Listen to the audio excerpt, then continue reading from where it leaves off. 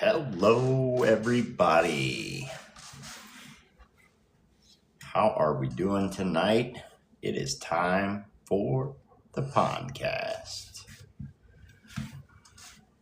Special guest tonight, Legacy Lures. We're going to learn a little more about them. Should be pretty interesting. If you don't know who they are, make sure you go over and give them a follow. Also, if you don't follow me, Uncle Corey's Custom Lures, give me a follow. Looking forward to tonight, getting more answers and learn a little bit more about Legacy Lures. Hey, there he is. What's up, man? Just waiting for everybody to get in here. Send out some invites if you got some people you want to invite Legacy and get them in here. I may not know them all. We'll definitely be sending out some invites ourselves. North Waters, what's up? Hey, Terrell, how's it going? Numbers are going up. Rebecca and Rebecca. We have two Rebeccas. Welcome in.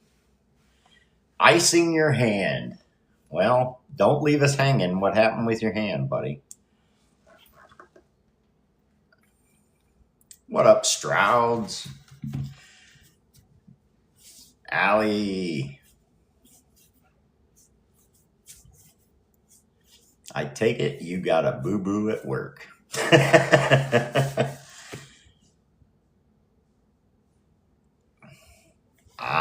Yeah, well, that can be painful. Make sure you guys are sharing this out. Get everybody in here. We will start at 7. I like to come in, talk with everybody, get set up, get comfortable.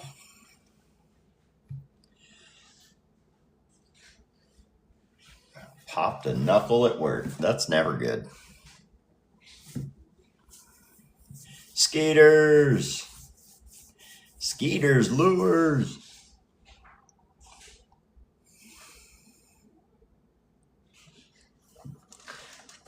Well, it depends on how much force you're putting on them crimping tools, that's for sure.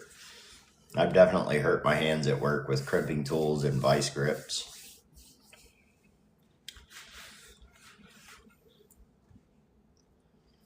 For those of you who don't know, we'll be talking to Skeeters Lures next week. What up, Sims? Golden Sands. I think I know who that is. I think she changed her name. Appreciate it. Thank you.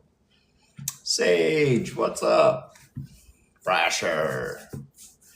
People are popping in now. Yes, that's what I thought. It is Lady Pollock. Thank you. That's what I thought because I seen that name pop up and I'm like, I don't know them. I think it was in the tournament chat. And I ended up going to the page and I'm like, thank you. I'm like, yeah, I do know who that is. Had to mow some grass. Duck Slayer. Hey, that's the first time I think I've seen that name. Welcome in. I tell you what, we're getting geared up. We're getting ready to go. Going to a rock festival this weekend. We'll be out Friday, Saturday, Sunday. It's a 3-day festival. Some of you may have heard of it. It's called Incarceration. It's in Mansfield, Ohio. It's going to be like 62 plus bands, and it's always fun. We've been going there. We try and go every year, but we started going about 7 years ago, and it just keeps getting bigger and bigger and bigger. Yeah, I'm definitely ready for that weekend, buddy. Definitely. Thanks for the shares, Brasher. Appreciate it. What up, John? See who's all in here. Sage is in here. Legacy's in here. Northwater, John Sims, Golden, Brasher, Skeeters, Doe Run. What's up, brother? Strouds is in here. Rebecca and Rebecca Brasher. Salmon Whispers. What's up? Dark Side. What up, Swamp Chicken? Ain't fishing. All in fishing. My goodness, I can't read. Terrell, all in fishing.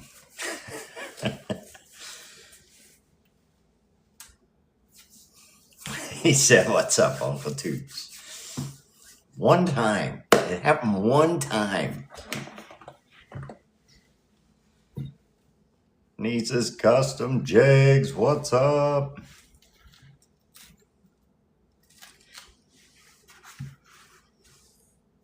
Right? I know, buddy.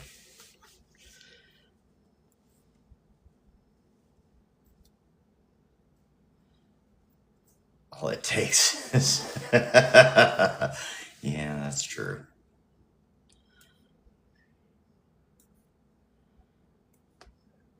Yeah, I'm waiting on my tray, Strouds, so that I can show it off for you.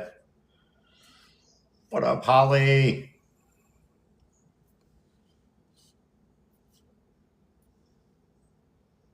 Welcome in, everybody. Thank you. So good to see everybody coming in early just to hang out, do a little chatting. If you're new and you don't know everybody in the chat, there are a lot of great bait makers in the chat right now. Make sure you're sending out follows. You follow them, they'll follow you back. And I'll be honest with you, most of us are fishermen, so we're looking for just a couple fishing pictures and we'll send you a follow. If you have a private account and you're new to TikTok and your account is private, make sure you make it public. I think one thing that is a red flag right away to a lot of people is a private account where we can't see anything about you to begin with. There's a lot of people on this app, and there's a lot of people that you really don't want to follow. I followed a couple people, and after I gave them a follow and seen their actual page, it wasn't somebody you wanted to follow. We'll just say scandalous pictures. We'll leave it at that. But yeah, make sure if your account's set to private, you set it to public. That way we can check some things out and we'll send you a follow. Red Hill Customs, what's up? Lane, got about 20 people in here. I know Legacy is in here. We're going to bring him up, see if he's ready to come up, get comfortable. And we'll get the interview started at 7. Thank you. We'll get the interview started at 7. And we'll get to know a lot more about Legacy Lures. What's up, buddy? Hi, you hear me now? Yep, we can hear you. All right, you see me. I'm messing with the camera, so give me a second. There you go. See me now? No, we can't see you. There you go. Well, Sounds like somebody else in there has their phone on too. One of you have to turn the mic down so we don't have an echo.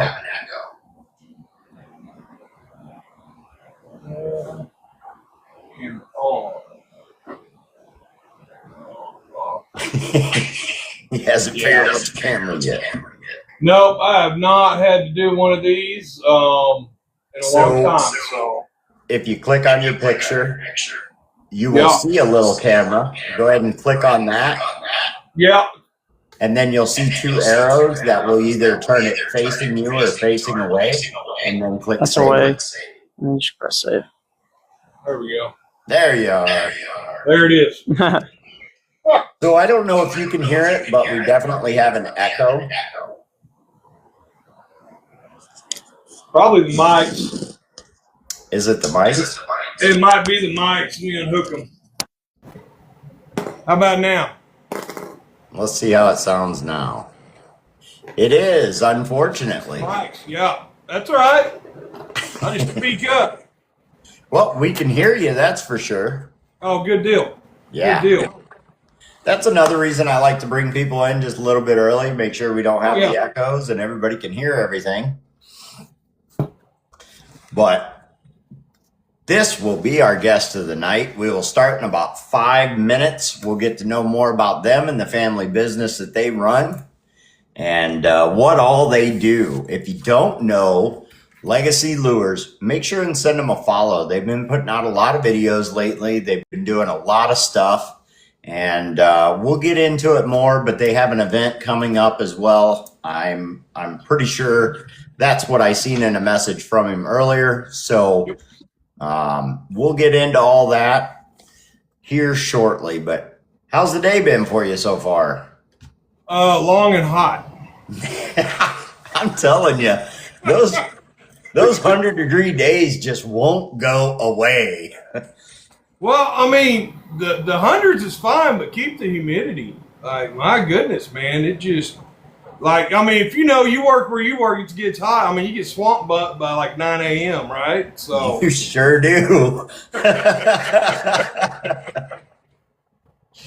Oh man, yeah, it's been so humid. Even when we had like 75-degree day, the humidity was like 80%, and it felt just as bad if it was 100 degrees out. oh yeah, it's horrible. And it's been raining here for like the last month and a half, so it's just all coming up in your face, and it don't leave. No wind. Yeah, There ain't no wind in Oklahoma right now, so no. My niece Sage says more like 4 a.m. yeah, pretty much. I don't know. I'm just getting up at 4:30. I know her line of work, she starts at 4 in the morning, and I had a job like that for a little while, and it's just not for me. That's too early.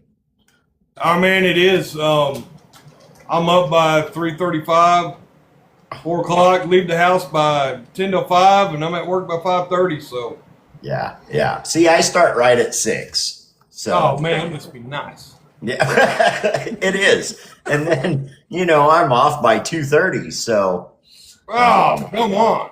I know today would have been Right out now. fishing, but it's so hot. It's 105 here. And I was like, I told the wife, now this is going to tell a little bit too much about me. I told the wife, I said, I think I'm going to go home and just kind of chill, and I'll go fishing later tonight. And she goes, oh, are you doing the podcast? And I was like, oh, I guess I'll go fishing tomorrow. I talk about the podcast all week. Right? Like, I knew it was tonight. It just, I got fishing on the brain, and that's all there was. Oh, we'll blame it. We'll blame it on the heat. Yes, The heat gets you a little crazy, and you forget things. So, I'm telling you, it definitely does. The shop I work in, we don't get, even factories that have air conditioning, it don't feel like air conditioned, but we have no air conditioning. We make pigments and dyes for paints and mulch and stuff like that. And it gets to be 120, 125 degrees in that shop right now. oh, for sure. Yeah. So the heat can definitely affect you. Oh yeah, it will. It will. Well, I mean, especially if you're in the shop, if you ain't got a north or south wind, No. you're just baking all day. There's nothing coming through there. There was one day they were like, we're not supposed to have the doors open or nothing, so we're gonna shut all the doors and try and keep the cool air in because we have forced air coming in, and then of course exhaust going out because it's a lot of fumes in there. Oh yeah. Man, they just made it worse. Pretty soon, everybody was miserable, and they're like, okay, we'll open the doors back Yeah.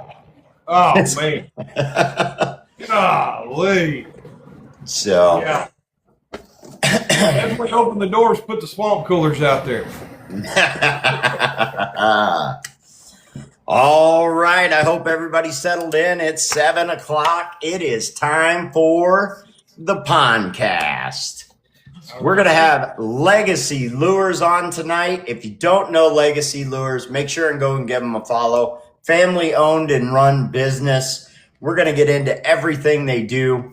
A little bit of an introduction. I'm Corey with Uncle Corey's Custom Lures, the host of the Pondcast.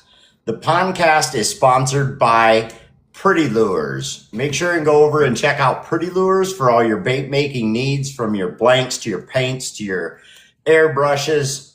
If you tie jigs, they have everything you might need to do that over there, as well as tying flies. Man, if you haven't checked them out, make sure you do. They have a lot of stuff. If they don't have it, they can help you find it. So make sure and get over and check them out. As always, we are going to do a couple giveaways. Legacy Lures says he wants to do a giveaway, and Pretty Lures is going to do their giveaway. We'll give you a code throughout the Pondcast for the Pretty Lure giveaway. And we always let the chat ask questions. What I usually say is try and wait to the end. If I happen to catch the question down in the chat, I may stop and ask that question. But if I miss it, don't be disappointed. Just go ahead and ask that question at the end of the Pondcast, and we'll try and get to all those then. Other than that, how are we doing tonight? Man, we are alive and kicking. Live and kicking and sitting in the AC, aren't we? Yes, this is probably the earliest I've gotten off work in probably 3 months. So Really? Usually. I don't get home to 8, 9 o'clock at night, man. So Oh my goodness. sometimes it's a little earlier, a little 6 or 7. But in the rock crushing world, summertime is overtime. Yeah, I was going to say, why don't you tell us what you do for a living? So I work for, and I can't say the name. Nope, you're good. But I work for a company. We crush rock quarry. We Okay. make products for basically your concrete, your asphalt, your driveways, your buildings, and everything in between. So we make a lot of products and sell a lot of stuff, man. The hot, dirty job. It is very dirty, dusty, hot. Yeah. Somebody's got to do it, though, right? Man, if it's easy, women and children would do it. So I'm telling you, if it was easy, everybody would do it. that's right. That's right. So, And then what state are we in? man, we're in southeast Oklahoma, right along Okay. I-40, south of Muskogee. Where we're at, just kind of off in the corner by ourselves. Yeah. One of my friends, Brasher Bates, is down in Oklahoma. I couldn't tell you exactly where. I don't know geographically, but he's down there. Yeah, he is west of us. I've actually talked to him before. Visited a few of the same lakes. There you go. I believe it's Thunderbird. Fished over there a little bit here and there, and he ain't too far from over there in that general area. So That's awesome, man. Maybe someday y'all can get together and do some fishing. we kind of talked about it a little bit that night we talked. Yeah. I have no problem meeting up with people. I love fishing. So does Obviously, he. that's why I'm doing what I do. So. Yeah, that's right. That's right.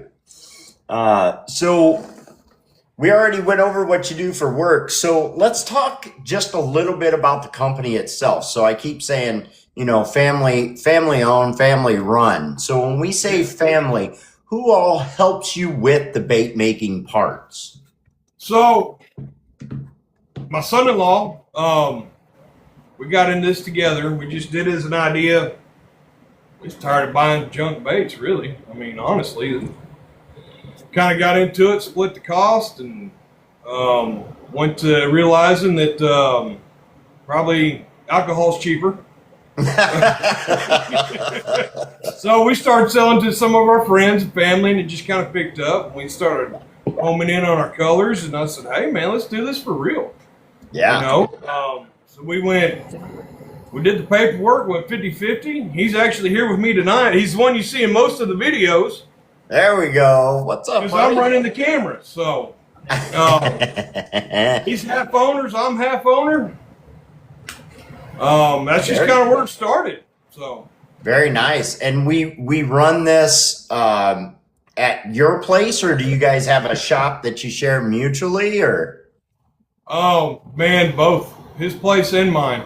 So he can go to his house and do Yep. baits all by himself. Yep, we've got a setup, double setup, if you will. Yeah. He can do some of his. He can do some at mine. We trade out. He'll do plastic for a while, and I'll do lead, and then we trade out, and I'll do lead and tie jigs, and he'll do plastics. And Yeah. which everything's over here right now at my place because they just moved to bottom of my house. So, but man, every chance we get, we're trying to get stuff made up. So. Yeah, that's great. That's great. And as far as you yourself, I'm gonna assume there's some kids running around now. Are we married, Yeah. or did we give up the marriage for the bait working business? I'm surprised she ain't throwing me out. So, I will say that. But no, married 20 plus years, 2 kids. My daughter, obviously, growed up, married out of the house. I mean, her husband's sitting next to me. Yep. You know, went in business together. My son plays pretty much every sport under the sun There that he you go. can get into. So he's got about 3-4 more years left before he graduates, and then we'll be empty nesters. So we'll be very bored. Now, is he into the bait making at all, or more the fishing side of it all? Both. Depending on his mood, there's times he'll come in and help make baits, and then Good. other times he gets a bag off the wall and he goes fishing. There you go. There you go. I've heard that about a few of the bait makers' kids. Oh, yeah. That they want the baits and they want to go fishing. A friend of mine, John Ward, I was talking with him one day, and he was actually painting. We're just on a live, and he's painting in his booth. And one of the kids walks in and throws down a bait, and he's like, "Oh, I want it to look like this, this, and this. I'll be back to get it later." He's like, "Oh yeah, sure. Just throw it down." He product testing, Dad.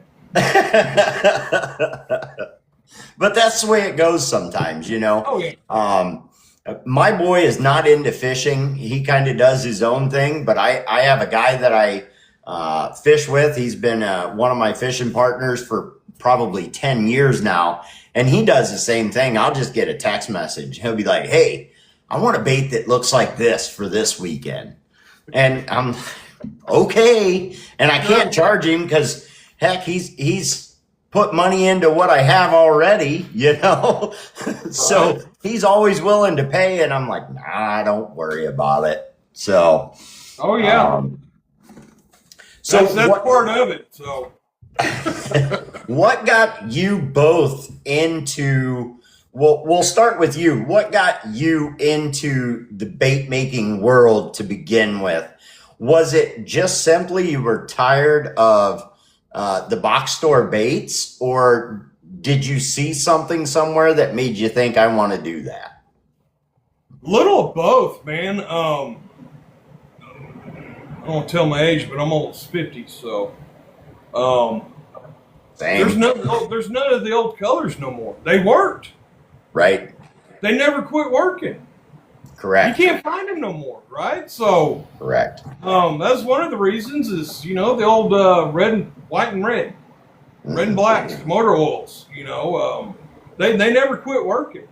Yeah. But the companies, that move on to bigger and better things, obviously, you're in business for a reason, but That's right. and then every time you buy one, it seemed like anymore, half your bag was jacked up, Yeah. and then you got this little bitty window like this, and you're trying to see if it's actually green or an off green or what, you know what I mean? You can't. I Yeah. was like, man. So I kind of started looking around and started seeing stuff on Facebook and these people making them. I was like, hey, man, that's pretty interesting, So that kind of sparked the interest, and Flake is a whole rabbit hole. Color is a whole rabbit hole. Molds are its own rabbit hole. I mean, it's ridiculous how in depth you can go. Yeah. Yeah, it really is. And you bring up a good point. You say none of the old colors really stopped working. So you're absolutely correct. None of those old colors stopped working. But when you're talking, and it's not just the big box stores, it's us as well. You're after the fishermen, and when they're looking for something new and inventive and something never seen or fished before. And a great point would be these new, Kokies and stuff like this, those big alien looking balls. Oh, yeah. They're catching fish. They are. But the old stuff that we've always used did not quit working. It's just the new trend, the new thing. So in the bait making world, we definitely need to stick with those old colors, the tried and true that people will specifically ask for. Hey, this has been discontinued color. I need it, and I need 50 bags of it yesterday. Yep.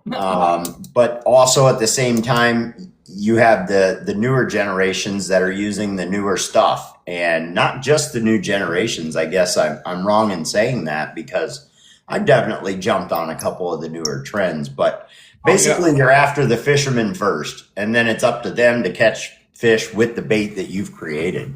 Yep. So. Yeah. Oh, yeah. It's definitely geared and packaged to the guy walking down the aisle. He's like, oh, yeah, I bet that's going to work. Yeah. I've got a couple of lures I paid $45 for. I don't know why. I don't either. But I did. I've done the same thing. So we're going to ask one more personal question. If you don't want to answer it, feel free not to. So we're going to get, how about some first names? What's the first name for you? That's John. John? Yes, sir. And what about on the other side over there? Braden. Braden. So Braden, how did you get into it? Was it because of John, or did you bring the idea to him? How did all this come about? He brought the idea to me, and then I was kind of the one doing the research for like finding the stuff, and then I found some on Facebook Marketplace, and we just went and got it, pretty much. So it was kind of a deal on Facebook Marketplace, maybe some molds and some plastisol. Was that your guys' first thing, was the plastics? Yeah. Yep. Yeah, we started with the plastics.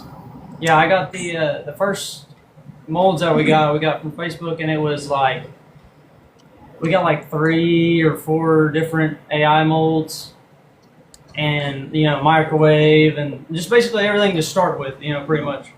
And it was like $500. I was like, that's a crazy good deal. So when it comes to getting into plastics, do you think that price would get somebody started in plastics, like the $500 range? No. Okay. That was a straight out answer. He's like, Yeah, no. That's kind of why we jumped into it, is because it's like, that's everything to start, Yeah. and it's enough to get you going, where you can actually make money off of it. Yeah. What's your guys's, and you can both answer this, one then the other. What's the biggest rabbit hole for you guys when it comes to plastics? And by that, I mean something that you can just keep buying. You're always like, oh, I want that. And you just keep going with it. We call that a rabbit hole. Probably molds for me. Molds. But they're so expensive. Oh, man, they are. I'm going to say glitter for me. Yeah. I've got, the toolbox behind me is 3 drawers full of glitter. This cabinet full of glitter. No. I mean, That's good though. You have variety, right? That's how the Exactly. rabbit holes get started. You want all this variety. All of a sudden you have, 50, 60 molds, and you have 200 bottles of glitter and dye. I can't imagine how many colors of dye that you might have. more will admit. So Braden, what's your favorite mold when it comes to buying molds? Is it certain brands of molds, or is it just whatever plastic you're looking to make? You just find whatever mold. I just like to find a high quality mold for kind of like a decent, decent price point, for the most Yeah. part. We like AIs just because it's kind of what we started with, Okay. but their molds are really, really high quality. So like you don't have to worry about the bubbles and stuff in them because they always work pretty much 100% of the time. Whereas if you buy one from some random person, it might be not as perfected, I guess you could say. Hey, the cowboy hat. Cowboy hat. So I hear a lot of talk about do-it molds. Do you guys use those as well, or would you consider the AI molds to be a higher quality, better to use? Well, most of the do it molds aren't CNC.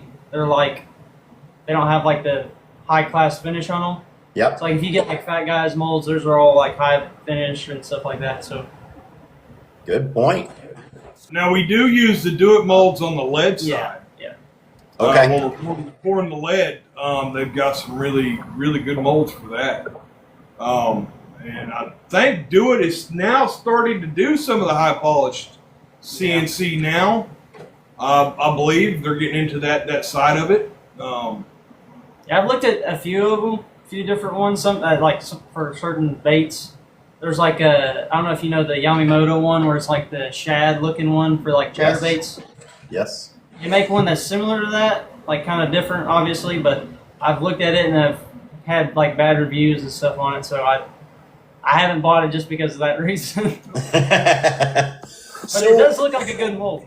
Yeah. So as a bait maker, you kind of have to, like I paint, right? So I do all these hard baits. We'll just classify it just straight hard baits. But unless I go to the store and actually get them, or go to some of the websites you can go to, some of the big box companies. But other than that, we have to go with what we know as knockoffs, right? So when you guys are doing your plastics, you can't go out there and just straight out copy these plastics. They have to be a little bit different. And that stands true for all bait makers, no matter what, unless you're paying for the rights to make these baits, right? So I think a lot of people, when they're new to TikTok, they're like, what is this name? I use that lure all the time, but that's not what it's called. Nope. Yeah. Nope. They can. They own the rights to certain names, so you got to change the name. That's right. That's right. You know, I think that's kind of ridiculous. It's like buying a dictionary; nobody else can use it. But I get it too. You know, your design, your name. I get it. You know. Yeah. So. Yeah. And those patents cost money, right? So they Oh, paid they do. outright for those patents. And, let's face it, I hope every bait maker on TikTok eventually wants to make their own patent, because if you're going to spend the money to make your own patent on something, you in your heart feel that you have a very good lure that you don't really want anybody else doing. Yep.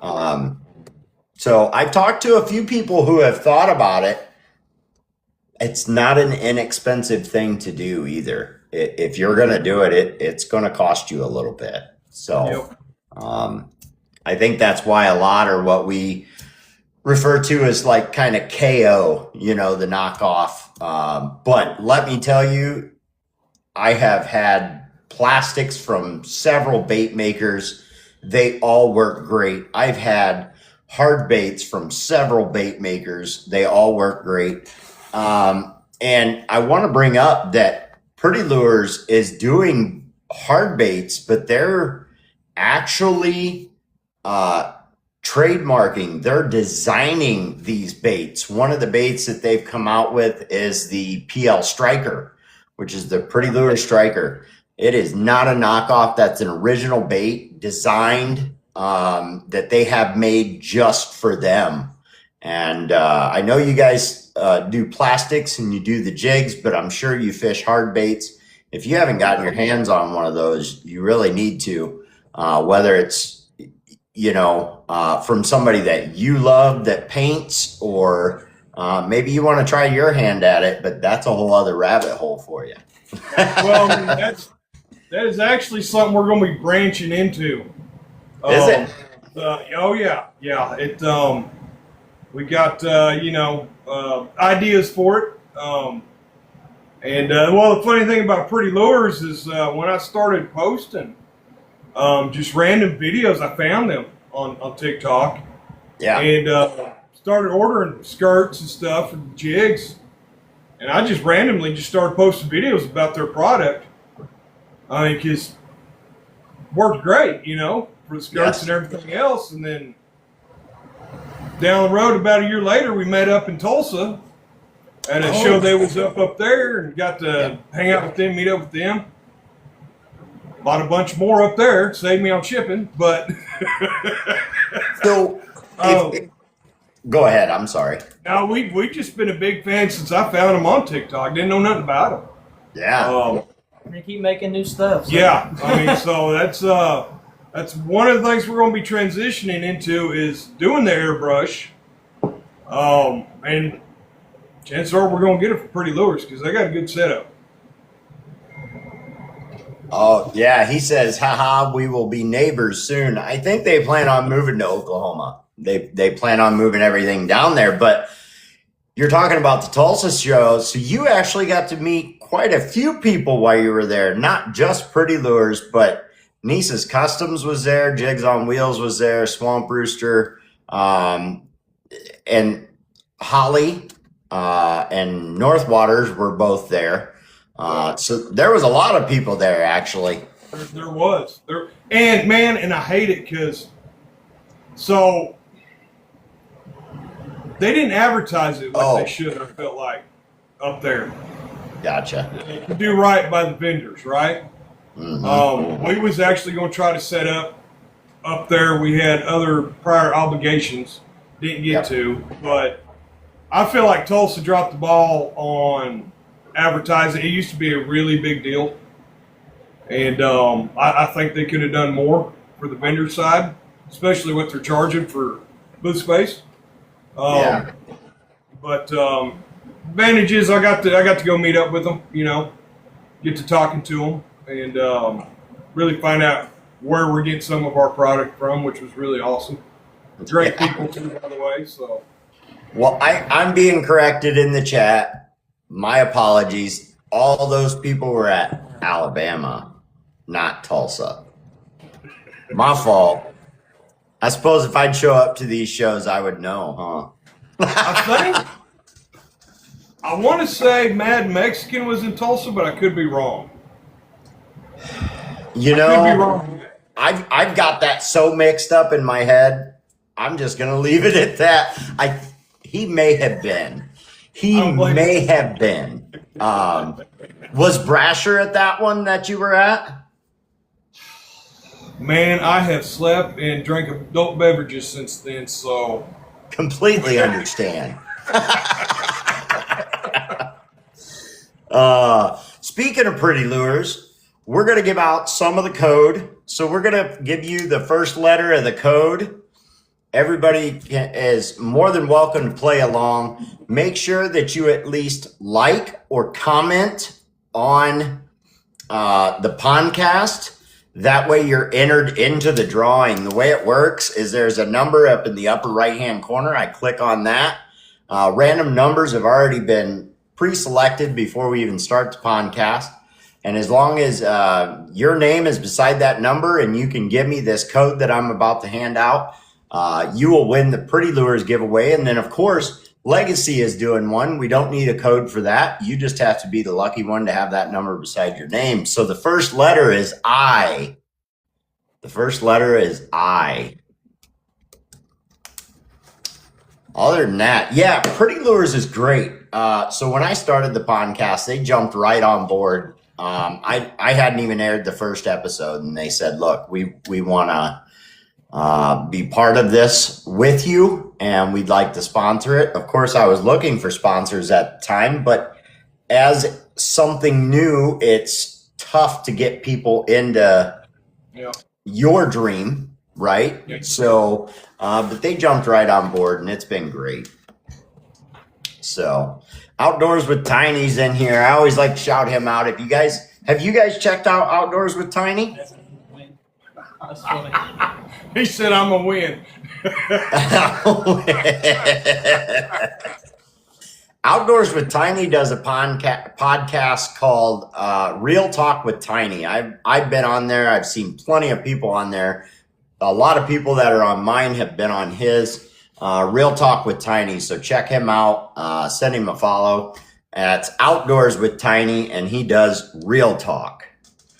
He does fishing. We do bait making. So it's kind of separated, but it all kind of intertwines at the same time. So how long have you guys been doing this? For about a year and since March, so March, Yep. April, May, June, July. So about a year and 4 months or so. Yeah, There you shout go. out to you. Yeah. So And you said you started with plastics first. Was doing the lead part of that right away and tying, or that just kind of come along after? Yeah, I had a guy at work. I kind of like, there's like some richer people in the world that just kind of give stuff for free, or not free, but at a discounted price. Well, I met No, a but guy- I'd like to meet him. You can send him over my way. I'd like to talk to him for a minute. It was just like, it was kind of just something he did on his like a little hobby or whatever.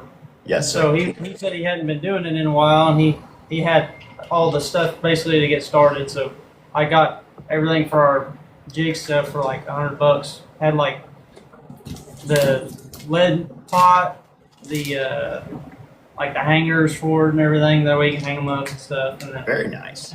there's like 4 molds or something like that. It was a good deal. It was a good little deal, and some paints and hooks and stuff to get it started. So. Yeah.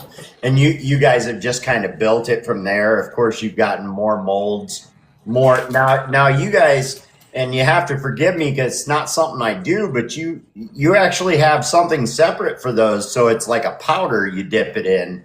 You heat them up, you dip them in the powder, then you bake them. So yet another rabbit hole for you guys is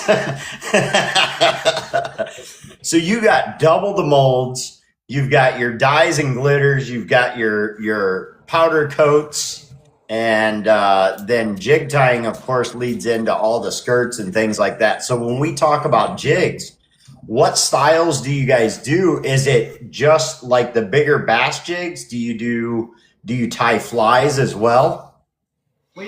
We have tied flies, but not for like sell, just kind of for personal use, because we're not the best at it yet. yeah.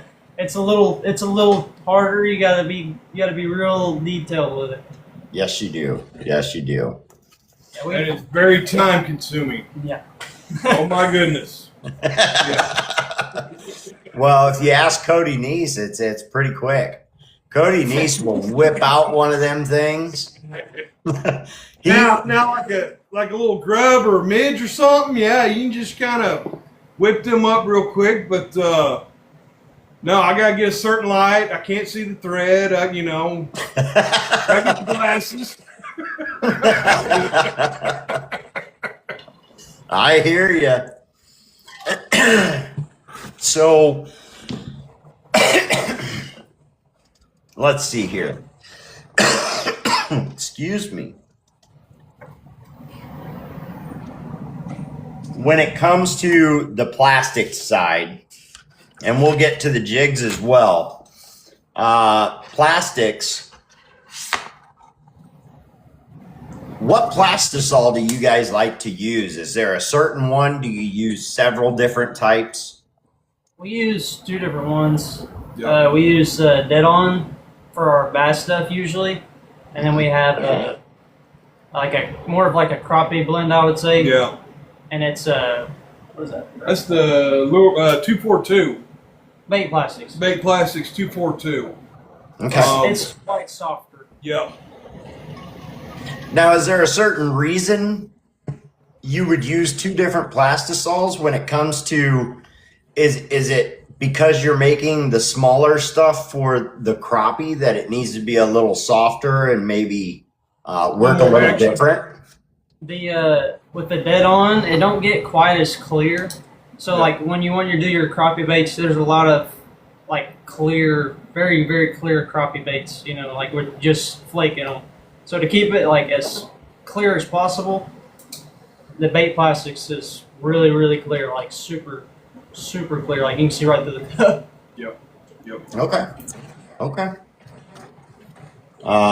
What, in your guys' opinion, I think in the plastic world, it doesn't vary too much, but what temperatures do you like to go for? I know there are some guys who will heat it up above the temperature that they actually pour. Is that pretty consistent across the board that you would heat it up more than what you pour at? That way you can have the time to get it ready to go? Try not to. It breaks it down. Yeah. And if you don't watch it, it'll start what I call staining. Mm-hmm. So it'll start getting like from water to tea. You know, start getting that color to it, that yellowing. So if you go too many times above the 350 that's recommended to get it fully cooked, you do that over and over, even with heat stabilizer, and it's going to start turning on you. It's going to break it down. Now, how many times can you heat up? Let's say you have a cup there, and just for reasons unknown, you have a single pour mold, and it's taken you forever to do one. How many times can you heat up that one cup? Is there a certain amount, or can you do that infinitely? As long as you don't get it too hot, I think you can probably do as much as you want. Because we have had to shoot single shot molds before, believe it or not, and a bunch of times. So Yeah. Well, I have a friend, Bubba's Custom Lures or Custom Baits, and he has a single pour mold, and he just showed off one of the baits one night, and somebody ordered like 40 of them from him, and he's like, man, and we're talking on a live. He's like, this is a single pour mold.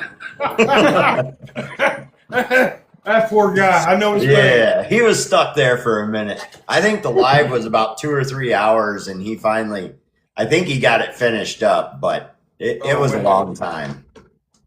yeah, we don't really sell that one anymore. Yeah. Yeah. That's, It's more of a personal one. So when it comes to all of your access, so you have baits. I know everybody tries to be perfect every time, but you can't. And sometimes you have those, what they like to call remelts. Do you guys do remelt runs as well? And do you do small amount remelt, or do you wait till you have a big bucket full? so we're a little OCD. We separate all the colors. Okay.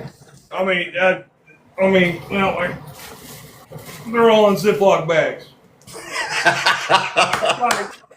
So we will actually go through them and see what we can make, right? Instead of just throwing 8 colors in a cup, turns out a greenish brown, and then you add a bunch of black and you sell it, right? Yep. So we're a little more OCD in that because we're like, man, there's some good colors in there. We can get 4 bags of crappie out of this, or a good run of a new bass color out of this one, So Yeah. we separate everything, and I mean, we really go through it because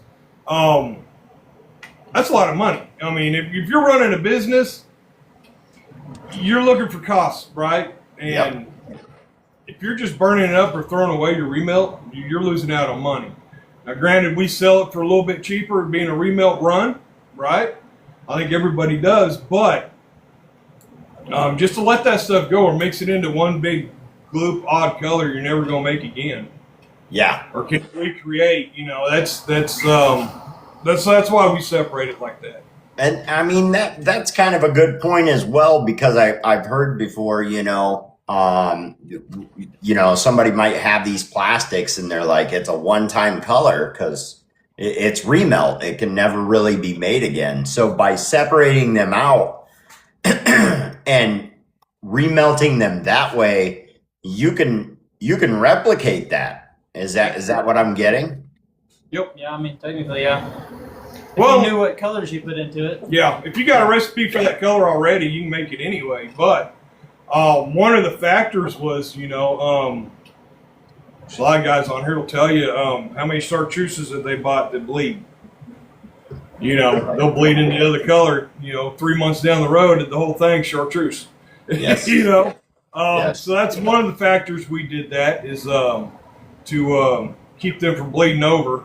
And like you got dyes, you got colors, you got pigments go in with it. I mean, it's a whole mess if you don't keep track of it. And the way to keep your colors mixing, we just throw it in a good Ziploc bag, try to mark it. And I mean, we've got, I hate to say it, but we got tubs.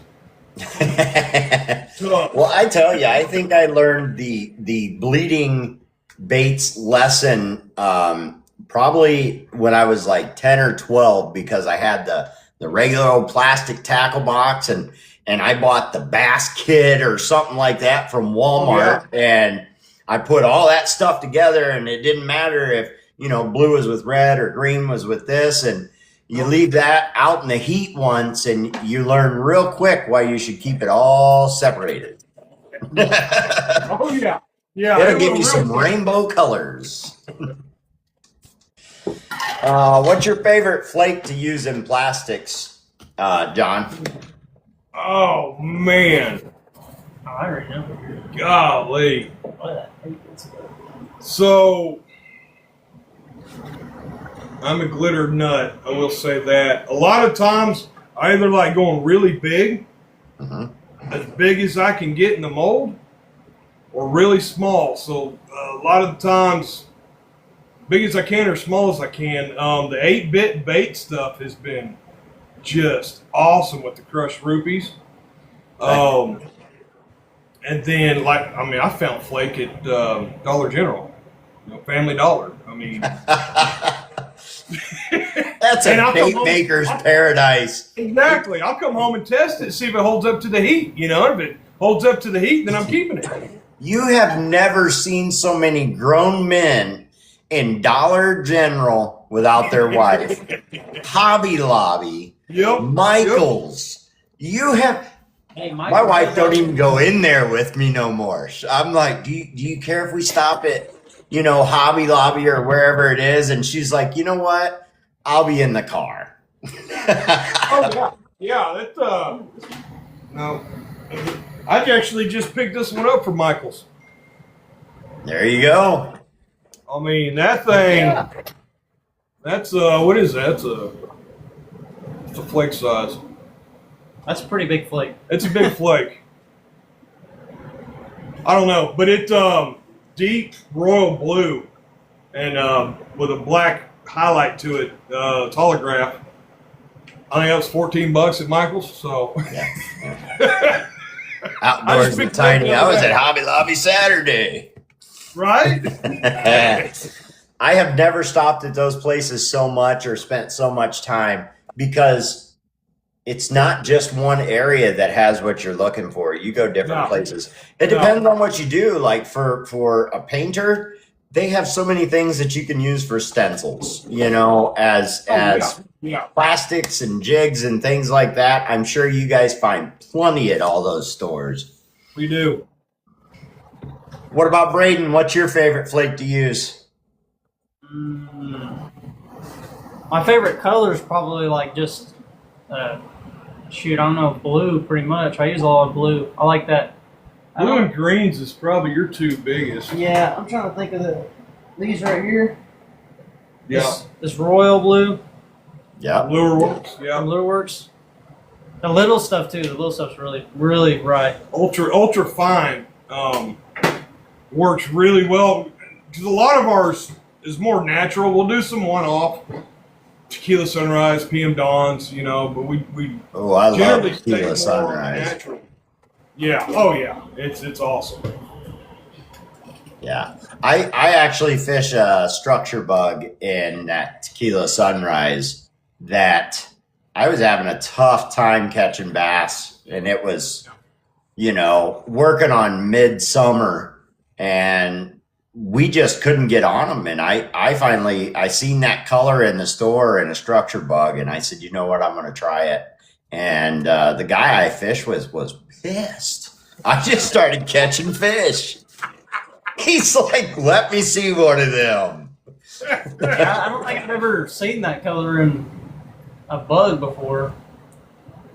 Yeah, they 100% have it, and I can send you guys a message about who exactly has it. But when you guys are out fishing, go ahead.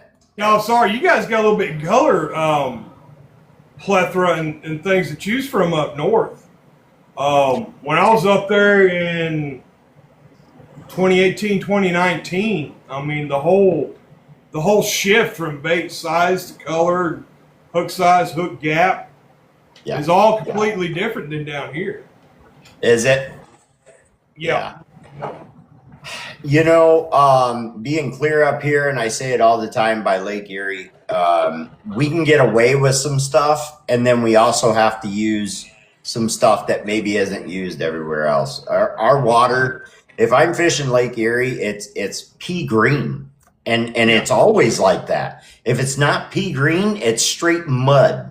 I mean, you've got at the most on the clearest it can get, maybe. And I am talking inland, not clear out, you know, past the islands and toward Canada. Inland, maybe a foot you can see in the water. That's about it. That's all you get. But we have some reservoirs that are super clear, and I have baits that I prefer to use on Erie and baits that I prefer to use in the reservoirs. But I haven't really gotten down south fishing much. I'd like to get down to Tennessee and Georgia and a few different places to fish for sure, Alabama, and we'll see what the future holds. But well, come to Oklahoma, we'll get you on some fives. I would love it. I mean, I'm not playing. I've got access to a private place. That's where we do all our testing. On average, they're 1-pounders. The biggest one I see come out of there was 12. So we can get you out there.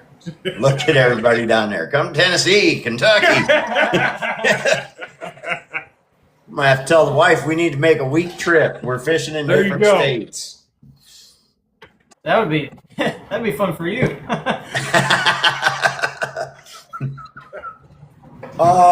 Do you guys have a color that you do that you feel is your signature color for you guys, or maybe one that nobody else does? Oh man, we got one that really nobody's doing or wasn't. I'm starting to see more of it, and that was a trout worm we were doing. It's not a hard recipe. People's done it. We just kind of changed some things, made it our own, and I'm starting to see that come back. Okay. On it, and it works really good, especially down here along the river. I mean, the stripers tear it up, the bass tear it up, the trout tear it up. You know, depending on where you're at down here on Lake Tinkular, and depending on what time of summer or spring that you're using it. So we've made a few that is our color that I don't think we have any on hand, do we? No, they're in the bait and tackle shop. Yeah, they're in the bait and tackle shop that we just recently got to be a part of. So, well, that's a good problem to have. Man, it is. It is. That is, I think that's what a lot of guys would like to get to, that point to where you're putting your lures in bait and tackle shops. And speaking of where we can find your stuff, so evidently you're in at least one store. Is there more than one store at this point, or just one? We're working on a couple. Waiting to hear back from one that was interested. Hadn't heard back yet. That was in Bartlesville, Oklahoma. Mm-hmm. Right now, the only store we're in is Gore Bait Tackle in Gore, Oklahoma. Very nice. Worked out a really good deal with them. Super awesome guys. Did a whole video on it, and they're doing everything they can to push it. Super awesome people over there. So hats off to them on that. But we are working on more. Other than that, we're trying to get a website going. Both have full-time jobs, so this is kind of get it as we can get it if we're not too tired at the end of the day, right? But eventually we will have a website. So is this where people can find you? It would be basically TikTok. Do you guys do auctions, or is it just send me a message, we'll get something worked out, we'll show you what we have? Most generally, just on TikTok, send me a message. We'll try to work something out. A lot of ours sales is local and from the shows we go to, right? Because we're like everybody else. We're trying to make a great product for a decent price, right? So you start adding shipping into that, and your one bag of bait's going to be $15 after shipping. So if you're going to order, send me a message. Make it 5-6 bags. Make it worth the shipping, right? Yeah. That's all I ask. Because I feel bad. I've had people message me and they just wanted one bag. And I feel absolutely awful for the cost of shipping. So.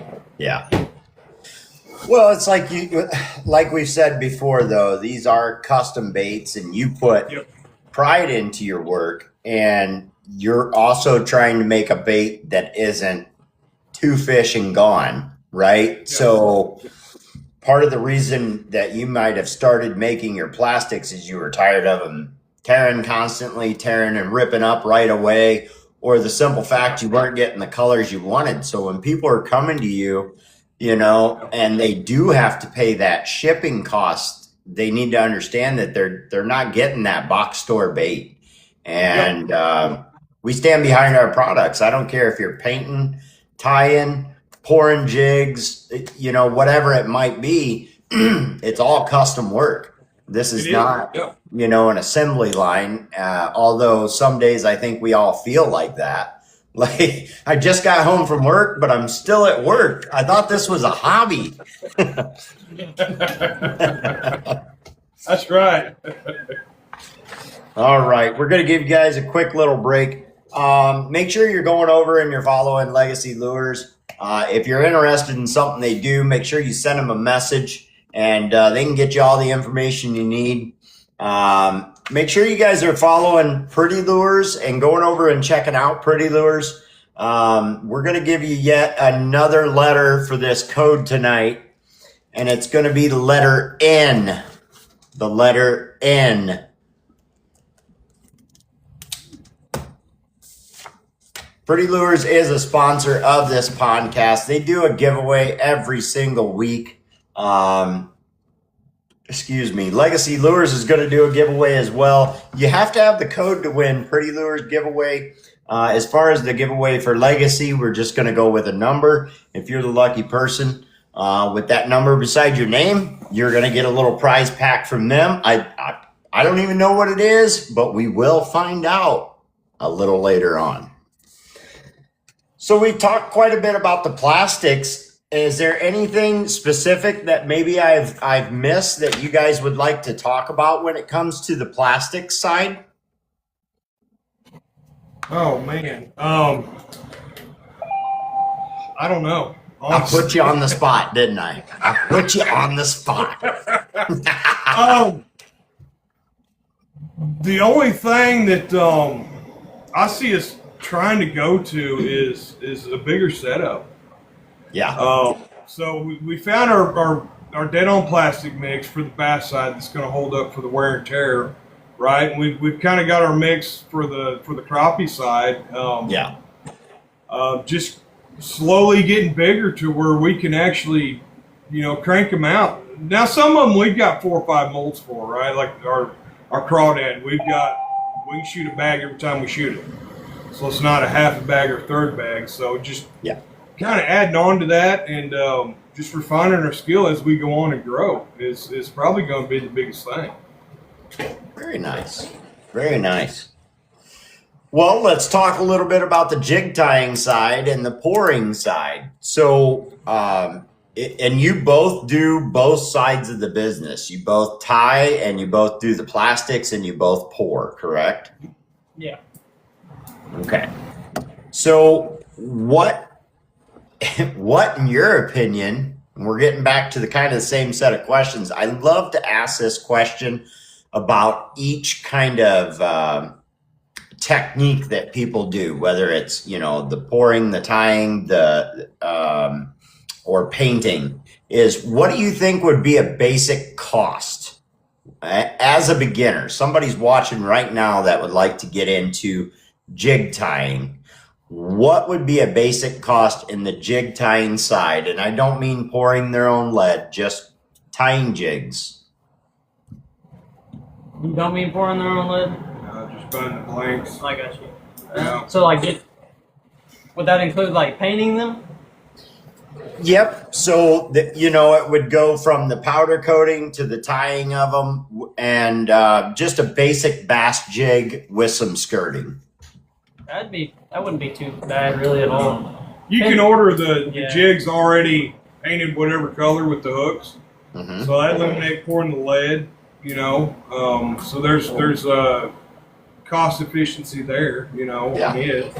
I feel like that part would be, depending on how many colors you want to do, it'd probably be less than $100, I would think.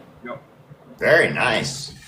So the reason I ask those questions is just like the answer that you gave me. You said, well, you can get them pre-colored and you can eliminate the cost of having to have the powder coat, the heat gun to heat them up, the oven to bake them in. And I'm just kind of shooting from the hip there, and you can stop me if I'm wrong, but that eliminates a lot of that cost to where you're basically, you have the lead, it's colored, it's ready, and you're just throwing it in a vise and just start tying on your skirting and you're good to go. Yeah. Yeah. Which So- shooting your own would save you a lot more too.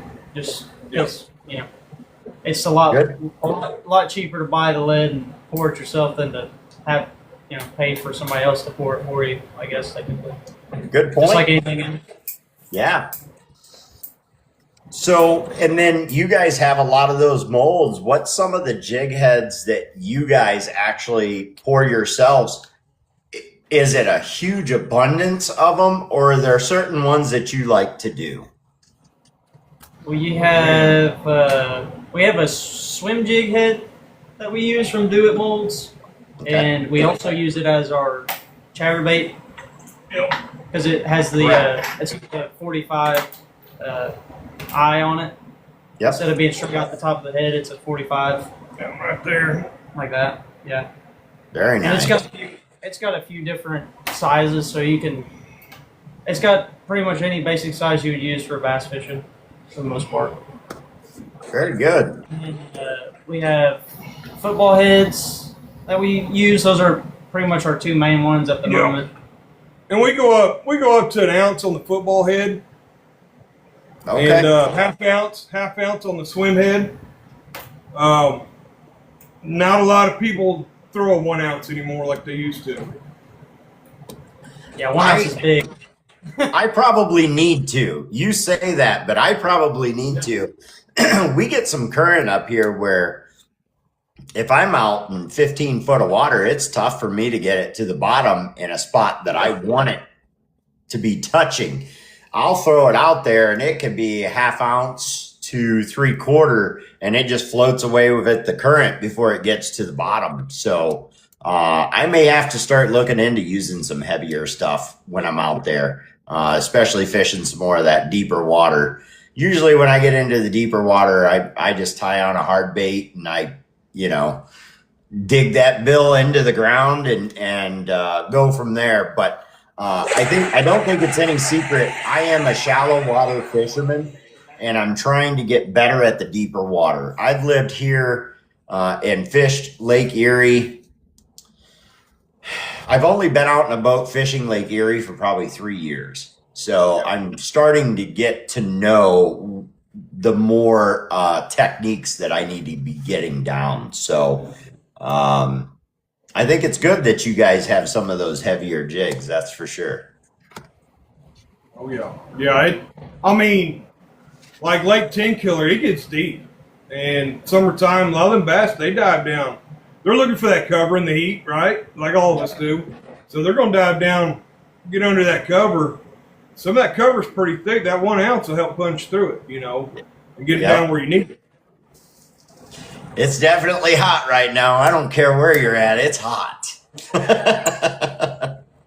That water, I forgot to look at the temperature the last time we were out, but it's got to be pushing 80 degrees up here, that's just hot, period. And when that water's pushing that temperature, the bass are doing some funny stuff because, yeah, we're used to getting a couple days of the extreme temperatures like that, but not, what was it? 2 weeks ago, we had it for a week and a half and then it cooled off.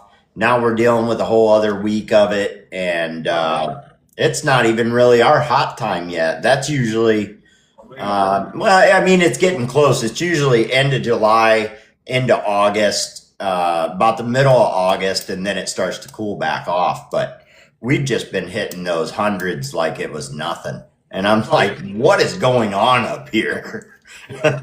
Sure. For sure. Well, like here, normally, that's one of the advantages we got where we're at geographically is I've got Lake Eufaula, 15 minutes from my house. I've got Lake Tenkiller, 20 minutes from my house. I've got Kerr Dam, which is down south, about 45 minutes from my house. And I've got Lock and Dam 16, 15, 20 minutes from my house. So You guys are ready. we got plenty of places to test. So That's a good thing because there's a lot of people who don't have that advantage. no. I know I feel lucky up here. I have hundreds of miles of water out there. I can fish anywhere I want. But there are a lot of people who are more landlocked to where it's little farm ponds and things like that. They don't have a lot of choices. I know I lived in Illinois for a while, and don't get me wrong, Illinois has some good fishing. I know you guys have the Mississippi River, and I know you guys have a lot of different places, but where I was hardly nothing. A couple little ponds that I could fish. Otherwise, you had to get to know people to fish areas. Oh, yeah. Yep. So let's get into some skirt material. My first question is, you guys you do jigs. You don't do the chatterbaits and stuff like that. We do chatterbaits. Yeah, we do. So you get into the chatterbaits as well. We have to add an extra ring to keep it from impingement rights, obviously. Yep. But yeah, we do the chatterbaits. Okay. So chatterbaits, and then see, you guys just keep giving yourselves more rabbit holes because you got the chatterbait blade rabbit hole. Oh man, you got the blade shape, size, the turbo. Well, I think they got them powder coated now. Yes. So that's a whole rabbit hole itself. It definitely is, and I'm a chatterbait fisherman. I picked it up probably 2 years ago, and I absolutely love the chatterbait. I think it's a very versatile bait, and it is a fish catcher. I have caught a ton of fish on it. My personal best has come off of a chatterbait, and I always have one around. If it's not tied on, it's real close by. It's real close by. Same here. It's one of the must-haves. It is a great bait. So when it comes to your skirt materials, you guys have just tons of colors in that. And is there certain colors that you prefer to tie? Is there let's say somebody's from your area and they're asking for a chatterbait or just a straight jig. What would be a color preference from you guys? Oh man. Probably just anything that mocks like a shad. Nope. Pretty much, really, for me.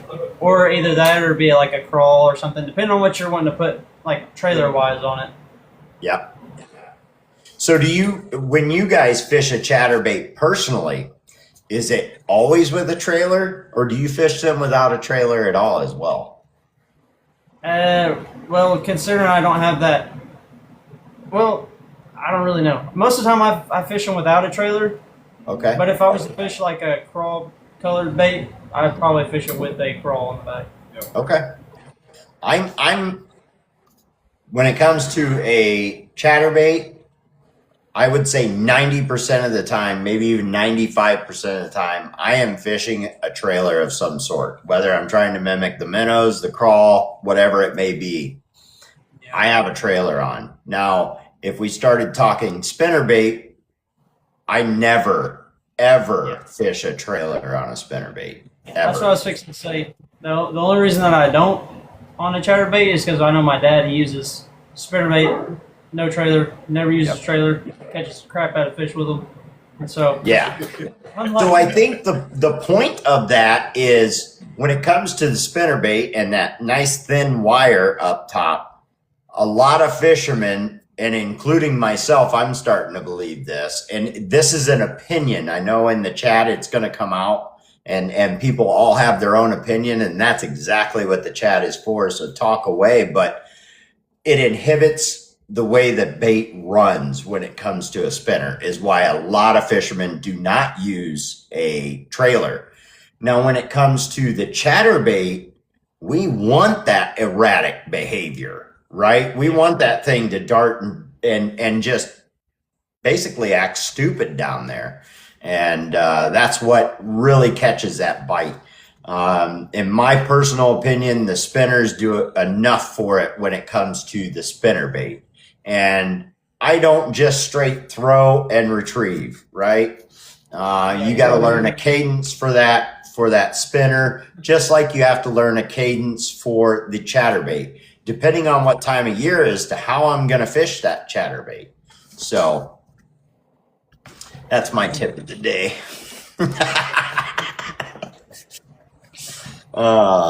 So are you throwing a chatterbait or a spinnerbait, John? Man, I will throw the whole tackle box if that's what it takes. No, so actually, he got me into the chatterbaits. Usually it's just, spinnerbait, throw it out there, do my work, catch fish, go home, and You're more of an inline spinner. yeah, I like the inlines, I like the rooster tails. Great. So bait. once he got me on the chatterbaits, yeah, I had to learn how to use it. I'm either used to whipping it in or just bouncing it off the bottom. So I will actually take that chatterbait and I'll let it drop to the bottom and I'll jerk it up, and let it sink. Jerk it up, let it sink. About that third, fourth time, I'll take it on a run and let it drop again. Yeah. And usually that's about the time they hit that sucker. So it's been a learning experience, and he got me into them. And now I'm thinking, what about this color on chatterbait? What about doing this with this trailer? That's right. Putting your bait making mind to work. That's what it's all about. Yep. So I like that you're talking about how you work that chatterbait as far as, letting it go all the way to the bottom and bringing it up. Another name for a chatterbait is called the vibe jig, right? Because it's a vibrating jig. You can fish that thing on bottom and just get a couple little thumps out of it and then just let it fall. A couple little thumps and let it fall. And it drives them nuts. I've caught some big fish working a chatterbait that way. So,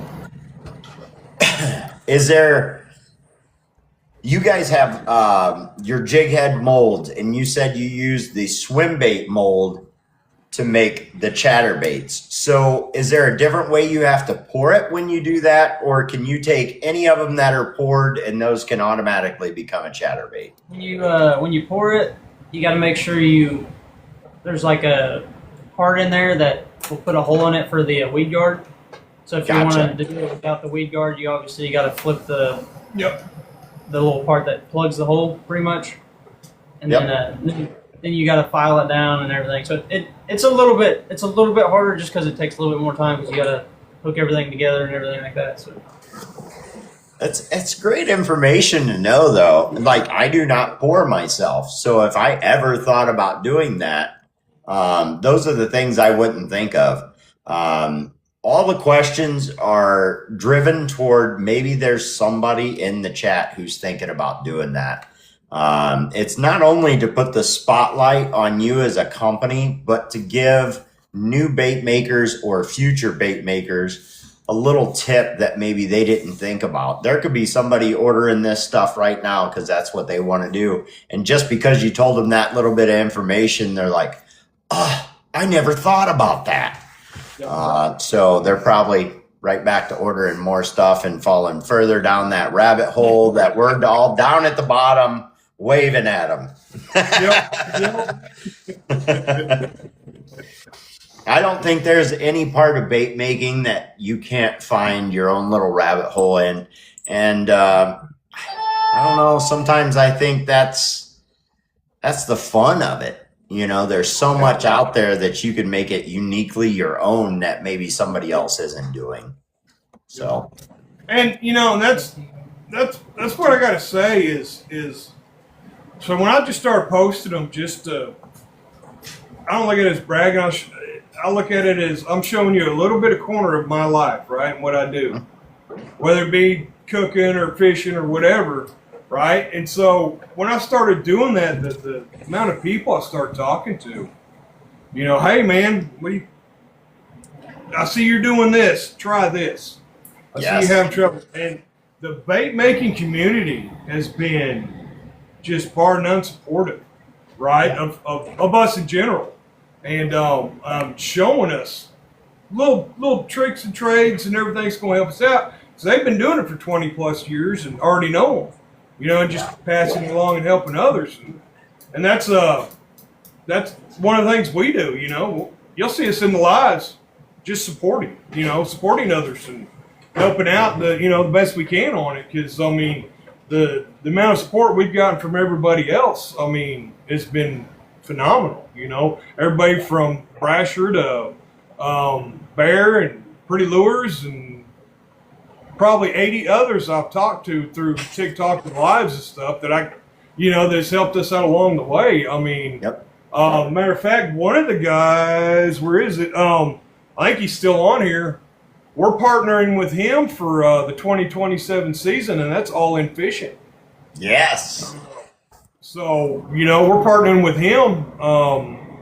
We've been talking back and forth, working out a deal for the both of us, you know, and so we're going to partner with him for the 2027 season. So, go check out All In Fishing. Dude's a solid guy. Is All In Fishing, is he bait making or just fishing or both? He is tournament fishing. Okay. He is out there on the water. He's basically, you know, our tester. Perfect. You know, if you will. Not just that we don't do our own testing, but the way to look at it is he's in different waters in different states, right? Yep. He's going to have more info and data for you than you could ever do just being in your local area, right? So dude, he's a tournament angler. He's a solid dude. Like I said, we're working back and forth with him. Going to be a part of his group and helping him out for the 2027 season. So Nice. That's just one of the things that has come from, you know, being on TikTok and talking to people and helping each other out. It's been an awesome deal. He was one of the first people to comment on here, and he was actually talking about that, how you guys were going to partner up for the 2027 season. So All In Fishing says, super excited to represent Legacy Lures. Definitely. Yeah. No, he's a good dude, man. And what really kind of made the decision on it is everybody he's talked to is a small bait maker like us. Yeah. You know, and you can see it in the chat right now too. Yeah, exactly. Out there at Stroud's Custom Glide Baits, you know, sponsored All In Fishing for 2026 season. Great guy. Yeah. Yeah. So, I mean, he's supporting small businesses. That's something hard to find anymore. Everybody wants the big companies, you know, want it right now, which I understand. That's just the world we're in. But for somebody like that's out there supporting small businesses and us to be a part of it, we're going to support him. And anybody else that's a part of it and support small business as well. Because I mean, that's all we got to each other. Helping each other out on it. So That's right. That's right. It's all about getting the names out there and getting the baits out there for 90% of us. We all started this as a hobby, and some want it to be more. Some are completely content with it being a hobby. I'm one of those that's content with it being a hobby. I don't advertise. I don't do much, and I paint whatever I want. And if you want it, come get it.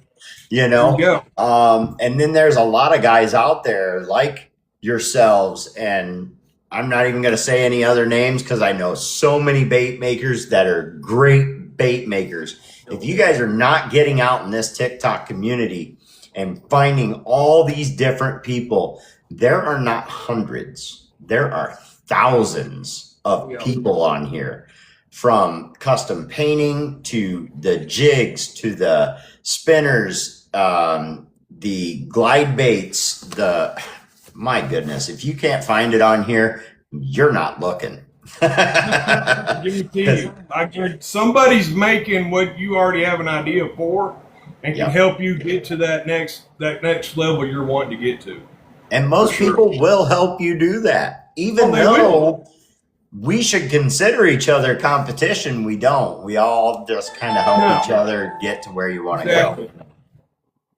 So we are going to give away the last letter for this giveaway from Pretty Lure. And the letter is going to be K. The letter K. That is all for the code tonight. But we are not done interviewing these guys. We are going to ask them some more questions, and then we're going to let you guys ask them some more questions. I just need a pink bait. Sage. Hey, And we can make them. I will tell you one thing, since we have been doing this. Pink sales. If you're doing this for a business, you need to follow the tournaments, because what's winning the tournaments is what you're going to sell. I hate to say it, but that's the bottom truth. We did a run for 8 months straight of pink and the bubble gum. Then it switched to peanut butter and jelly. Well, it's what we do as fishermen. The people fishing the tournaments are like our pro, like our what do I want to say here? If you watch football, there are stars, right? So I follow X, Y, and Z fishermen, and if one of those guys is taking a bait and they're absolutely slaying the bass, in our mind, it almost doesn't matter where they're fishing. I have to have that bait. That bait is catching fish. So you're 100% correct. You do need to be following the tournaments, because what they're winning with is what people will want. Yep. And that's all there is to it. Multiple top 5 finishes on small bait makers company. Yep. Very nice. So he's saying he's had multiple top 5 finishes on the small bait makers products. So that's saying something. It doesn't have to be the big box store. First, you got to know how to fish, right? We can give you the best bait that's caught the most biggest fish in the entire world. It should be impossible not to catch a fish on it. But if you're not into fishing and you're not a fisherman, it's sure going to be tough to put one on the end of the line. So all in fishing, tournament fisher, stuff like that, he knows what baits he wants and where he wants to put them. And when he starts getting those big wins, maybe even moving up to pro, we're gonna wish that for him all the way to the top. You guys are gonna want the baits that he's fishing with, and maybe that's gonna be legacy lure baits. So maybe Lord willing, we keep growing. You never know. You miss 100% of the chances you don't take, right? I have heard that over and over, and the older I get, the more it makes sense. It made sense the first time I heard it, but now I find myself in situations where I'm like, should I do this or not? It's like, well, if you don't take a shot at it, you're definitely not going to succeed. Yeah, you'll never know. You'll never know. And you'll regret it too. We've all got those times that we regret not taking that shot. That's just life. That's the way it goes. Make sure you're taking every shot that you think you need to take. All right. You guys got any questions for me, maybe? Oh man, yeah, actually I do. How long have you been airbrushing? Since how were the new ones? I have been airbrushing hard baits for about 1.5 years now. It's probably getting closer to 2 years. Time goes by so fast. Yeah. So fast. And recently I have taken a break. And it's not because I'm sick of airbrushing. It's because it's time to fish. So anything that I've made lately, I've put 1 or 2 lures back to put up for auctions and things like that, or if somebody asks for a lure. But most of them have been going in my tackle box and I've been fishing them. So I think you touched on it a little bit earlier. You do a lot of natural colors. Why? Because they catch fish. And you do a lot of the older colors. I do a lot of very simple baits for my tackle box. I don't put a lot of flash on them. I don't use a lot of stenciling. Most of my baits that I paint for my tackle box here in the past, month have just been a 1 to 2 color fade, just natural colors, and they catch fish. I think a lot of bait makers do a fabulous job with all the details they put in these baits. But like any other person trying to sell a lure, we have to catch the fisherman first. And the stenciling and all the detail and all that catches the fisherman first. And then if he's a good fisherman, he can take it out and catch fish with it. But natural catches fish. That's all there is to it. A lot of people give me a hard time because my absolute favorite color, and the chat is just going to light up, is orange or rust or any derivative of orange. I love it. However, there's so many levels of orange you can do, and none of them's the same. I do not typically fish a straight orange bait. Now, there's orange in a lot of baits. If you're doing bluegills and sunfish and stuff like that, you're always going to put a little orange on the throat, maybe toward the tail. You don't have to, but a lot of people do. So everybody gives me a hard time about orange, and I give it right back to them. I'm like, there's orange in 80% of the baits. Yep. So, but yeah, I've been airbrushing. It's probably getting closer to 2 years now. Nice. And I have been doing the podcast since November. So we're getting pretty far with the podcast. Actually, having you guys on tonight makes the 32nd episode of the podcast. So if you guys have not seen the previous episodes, and I'm talking to everybody out there, you can go over to my YT page. It is The Podcast 2025. It's all one word. And you can watch all previous episodes over there. There are some great tips from bait makers in there. There's fishing tips in there. The podcast is mainly about the bait making side, but we always talk fishing because that's what we're here for. We love to fish. So, but there's the long answer to your short question. So there's hope for me to spray paint. Yeah. I actually, I'm considering getting into tying. So, man, so that's a toss up. There's days I like coming out here and I like pouring the baits and shooting the plastics, coming up awesome colors. And then there's days I'll get on a kick and just tying jigs. yeah. So there's days, one, I like jigs more than I do plastics, and other days I like plastics more than I do jigs. Yeah. So Yeah. it's definitely a break from your norm. And you just, like you said, you go into a whole nother rabbit hole just tying jigs and the skirts and the colors and everything else that goes with it. I'll tell you, I have stuff out there for tying. It was the first thing I ever thought of doing. The guy I fish with, we fish a lot of jigs. Just depends on, what we're trying to do that day and what time of year it is. And we got tired of losing all these jigs that cost $7, $8 a piece, And we said, that's it. We got us a mold. We got skirt. We got what we thought was everything to do it. And then once I got into the painting and started talking to all the guys that tie, I sent him a message one day. I'm like, we're not even close, man. We're not even close. So, but I recently talked with a friend of mine, actually two friends. They're a couple. I'd say husband and wife, but it's boyfriend girlfriend.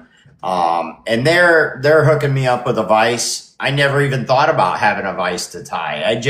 I jumped in head first and never had a second thought. And all that stuff just kind of went on a shelf when I started painting. So I am considering getting into tying. So we'll see how that goes for me. You may not see any of it live. You may not hear another word about it. Maybe one of those things. Some days I'm like a fart in the wind, Yep, I do. All right.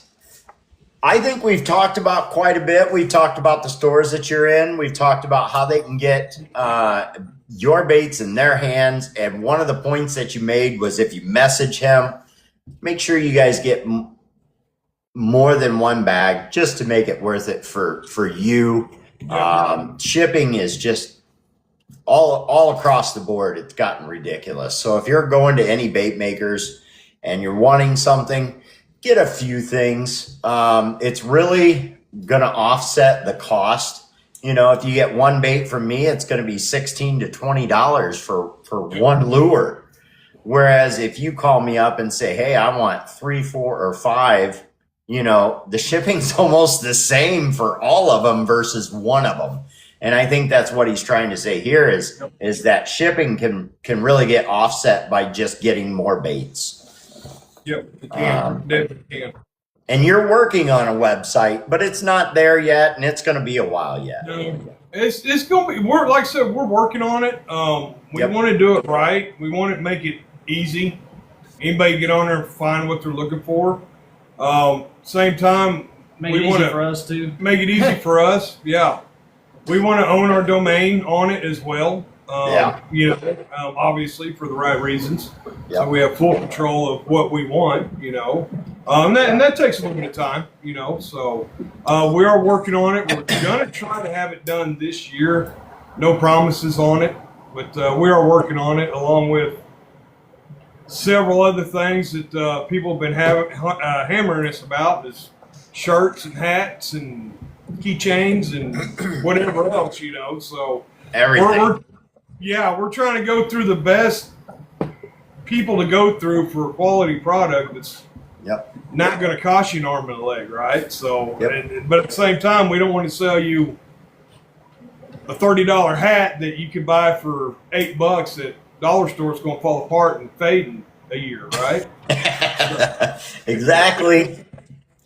I'll tell you, from everything I've heard about a website, take your time with it. I've heard it can be a full-time job all by itself.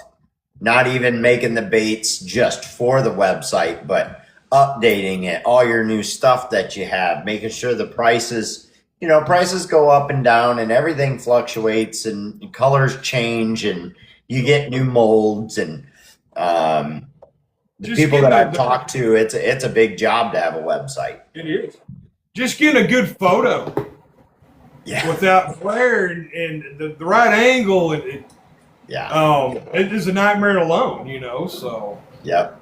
I have heard that as well. That is one thing I need to work on. If anybody goes and looks at my page, there's some lures on there, but I've never really been big into taking pictures and things like that. But I think ever since I started the podcast, I've really focused on that, making sure I got good lineups and plenty of people coming on the show, as well as moving everything, moving it over to the YT page for everyone to enjoy later. That I kind of just forgot about taking pictures of baits and going into auctions and doing all this other stuff. So I'm gonna try and get back into that. But Pretty Lures says stay away from GoDaddy. What's that? I said Pretty Lures says stay away from GoDaddy. They don't even like that name anymore. Oh man, he's had a rough time with them. They have, and they have a legitimate reason why, and lots of people use that, and I have heard quite a few complaints about it. So, I would recommend Shopify or Webador. Okay, that's from I'm writing them down. Sims Tails and Tackle has his own website, and if you haven't looked at it, go over and check it out. I think him and his buddy are the ones who put it together, and it's pretty well put together. Another person to talk to about something like that is Seacline with Dead on Baits. He made his own website as well, I do believe. So, and I know Pretty Lures is in the middle of doing the same thing. I'm not sure that they're doing it personally, but they're having one done because they are sick of the plug and play of GoDaddy. So, Yeah, they got a lot of stuff they sell too. So that's a big job. and updates constantly, right? Yeah. They're coming out with new blanks. They're coming out with new Chanels, new skirt jigs, new all the time. And they're snapping those pictures as fast as they can, and they're getting them up there. And they want that stuff to be advertised so they can get it into your hands. And when GoDaddy messes up, and let's say John and Braden are in there and they're buying their skirting material or whatever it may be, and you're making this huge cart, and maybe that cart has 100 items in it, and all of a sudden, whoop, it's gone. Gone. Yep. Well, that really pisses you off as a customer, which pisses them off because it's not their fault that just happened. So it's understandable. It's understandable. What do you say, guys? You want to do some giveaways? We'll start with Pretty Lures, and then we'll move on to you guys. We'll let you do your giveaway. We'll show you how we do this. If everybody's ready, let's get a thumbs up in the chat. Make sure you have interacted with the podcast somehow. You've sent a like, you've made a comment, you've done something. Otherwise, you do not have a number beside your name. And we will do this Pretty Lure giveaway. We already have a predetermined number, and I already gave out the code. We need you to be able to give that code within a minute if your name happens to be beside this number. So we'll go ahead and do that now.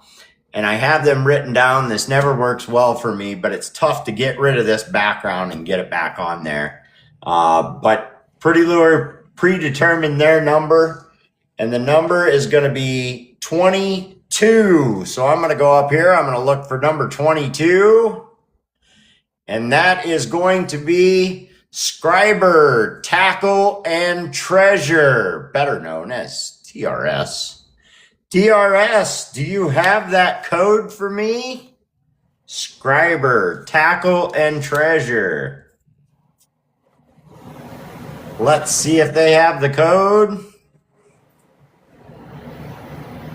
Pass it on to someone else. We can do that. I tell you what. Legacy already has their number, but we're going to go ahead and let you pick a random number. Give me a random number, Braden. Give me a random number, 1 to 39. 1 to 39. I'm gonna go with 23. Number 23, we're going to go down and see which one's number 23. It is Bear. Bear is number 23. Now, I am going to wait to see what he says, but we are going to need that code from you if you would like the Pretty Lure giveaway.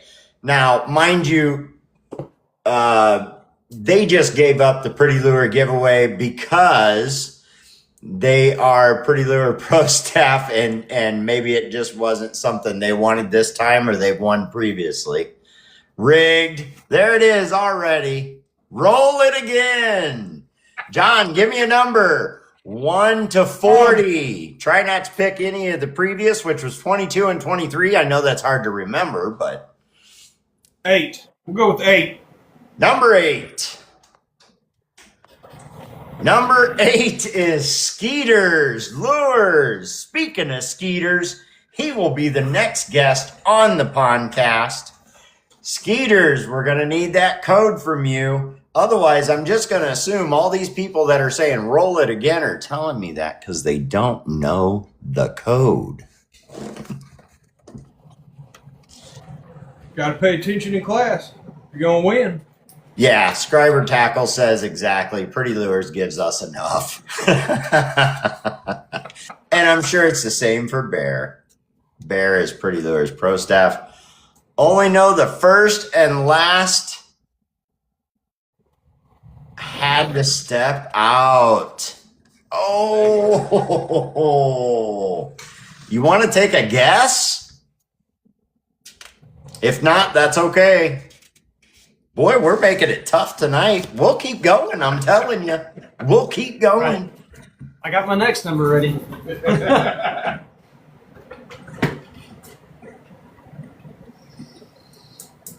Roll on. Here we go again. Yeah, right. You know what, Braden, you got a number?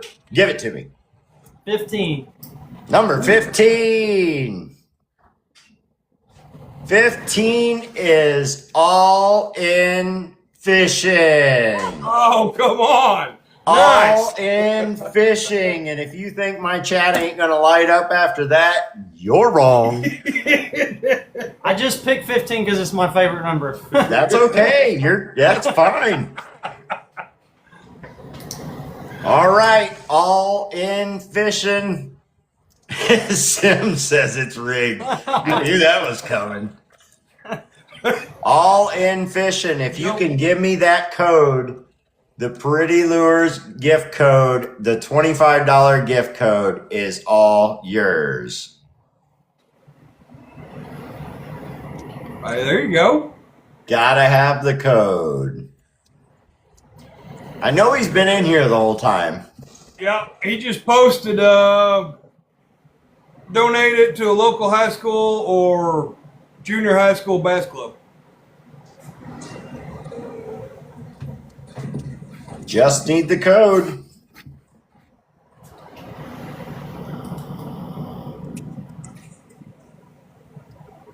Dang it. I need the Jeopardy music or whatever it is in the background, don't I?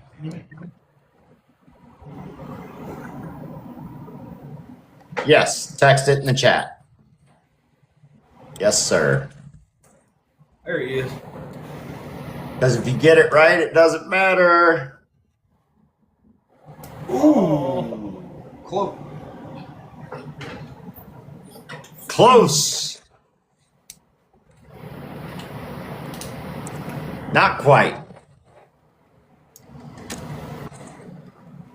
Boy, this is the longest we've went on with the giveaway. Pretty Lure, are you in the chat? I see you down there liking the live. We're going to let it roll again, but I need a random number. And I don't think he mistyped or he would have typed again right away. That is the incorrect code. Give me a random number. Number 5. Number 5 is Sage. Peace. Sage, can you give me the code of the night to win the Pretty Lure giveaway? That's it right there. Thank you so much. All In Fishing. Thank you for paying attention. We did have one off. Now he's putting it in there right after she put it in there. All In Fishing. We did move on with the next code. However, I will talk with Legacy after we get off of here. We'll get you taken care of either way. You did throw it in down there. So let me talk with them. We'll get you something there. We are going to let the Pretty Lure giveaway go away to Sage. And then next we have Legacy's giveaway. We finally get to your giveaway. We're going to let you show off what you'd like to give away. And we're going to go from there. Rigged. Man, we've got a couple things. We've got our, what size is this one? 3/8 football. All for Pretty Lures on the side. Hand tied. Same with this. This is kind of a root beer color. That's 1/2 ounce on it. Then we got the Beautiful work, though. Shiner? Yeah, golden chiner. What we're calling the golden shiner. Oh, very nice. Get a bag of those. Get a bag of them. It's got the belly for the hook. And then we have got what we're calling our sunfish. The same deal, same setup. Got the hook pocket as well. I like that color. Yeah. And then we've got a bag of our Ditch Daddy crawls, and the color is blue crawl. Very good. You guys do some nice work.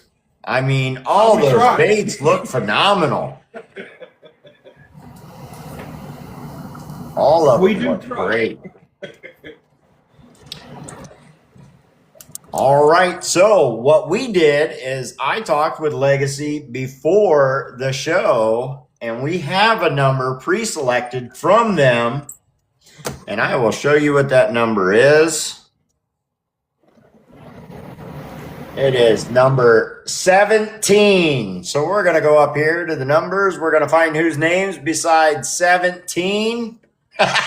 You guys ain't going to believe this. It is Scriber, Tackle, and Treasure. Everything is random. It's so completely random that the last time they were, like number 22. So as you guys like and comment and interact with the live, the numbers and names change. So that is crazy. So we'll go to Scriber, Tackle, and Treasure. I'll get it written down over here in case you need to know later. Yep, Scriber, send us a message, DM address and everything. We will get those out to you. Only thing I'd ask is when you get them, DM me a picture that you got them and you're happy with them.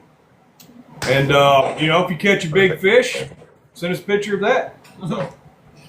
So that is better. I might be mistaken. I don't think I am. That is better known as TRS, and her husband is Bubba's Custom Baits. Oh, okay. Yeah. So I'm sure you know of them. Yep. I get into their lives, watch them. Yep. So that was the giveaways. My goodness. I enjoy the code side of the giveaway. I hope everybody else does. It does make it quite interesting once in a while. I appreciate you guys coming on and doing your giveaway. We're not quite done yet. We are definitely going to let the chat ask you some questions. Oh, yeah. If they don't ask you questions, I have plenty. We went a little bit odd tonight. I knew you guys made a lot of different baits, and I wanted to talk about all those baits that you make. So there's plenty of questions for everybody else to be asking, and you can start with those questions now, and we'll try to get to all of them. While we're waiting on the questions, that's what I got from Bear winning.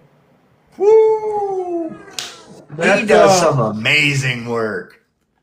Bear showed out on this, and what he didn't tell you, well, I didn't catch it on the live, was, he threw the driftwood in with it.